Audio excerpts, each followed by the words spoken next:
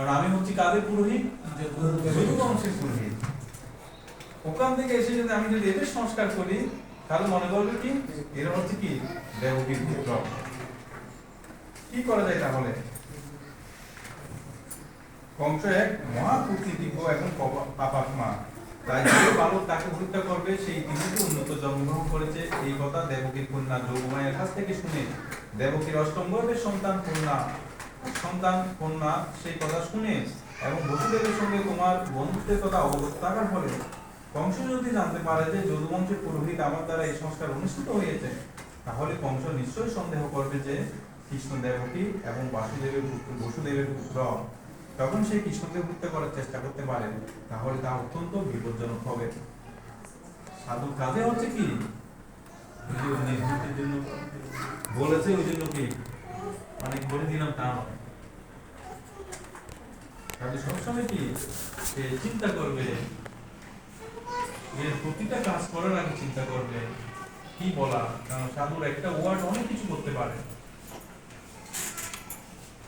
নন্দ মহারাজ বললেন, হে মহর্ষি, আপনি যদি মনে করেন যে আপনি সংস্কার কাজ সম্পাদন করলে কংস সন্ধিহান হবে, তাহলে গোপনে বৈদিক মন্ত্র উচ্চারণ করে আমার গৃহ সংলগ্ন এই গোশালায় সকলের অবসরে এমনকি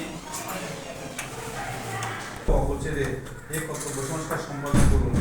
তখন নন্দ মহারাজ বলছে কি, আপনি আমাদের এই গোশালায় একটা ম্যাগ সে সবাইকে কি দিয়ে যায়? কৃষ্ণকে দিয়ে যায়।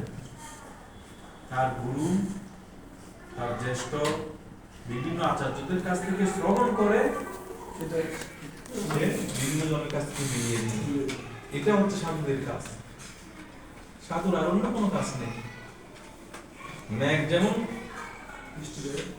সমুদ্র থেকে পর্বতে ঢেলে দেয়, কারণ সমুদ্রের জল তো পর্বতে উঠবে না, সে কি করে সমুদ্র থেকে নিয়ে এসে পর্বতে ঢেলে দেবে। আছে ভব সংসার একটা কারাগার, এর ভিতরে কি কারাগার।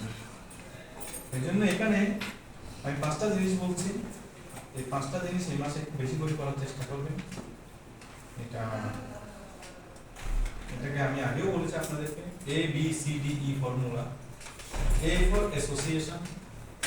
এই মাসে সবসময় কি ও জল নেয় না, সবসময় নেতে বলে বলতে এর কাছে যাই, যে বলছে দাদা আপনি একটু আমার সাথে মন্দির চলেন, এই কার কাছে আসছিস?